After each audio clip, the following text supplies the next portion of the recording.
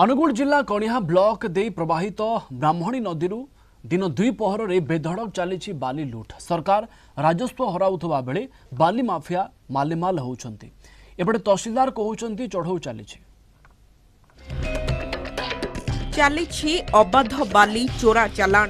अनुगुल जिला कणिहा ब्लॉक ब्राह्मणी नदीर सुसुवा बालीघाटू अबाधरे चली बाली चोरा चालाण। बाली माफिया माने मालेमाल हेउथबा बेले सरकारको राजस्व हानि घटुछि।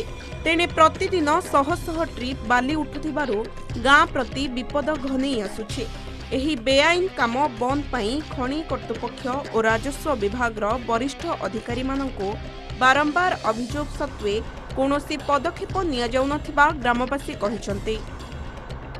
मु निजे तहसीलदार मानिंग वाला को समस्त फोन करिछि किंतु कहीं जणे भी मन ठीक आसी नांती। जदि भी आसिले से माने तांकर कोन फोन फान करिगिरी से तांकर जाई साइला आसी साइला परे से माने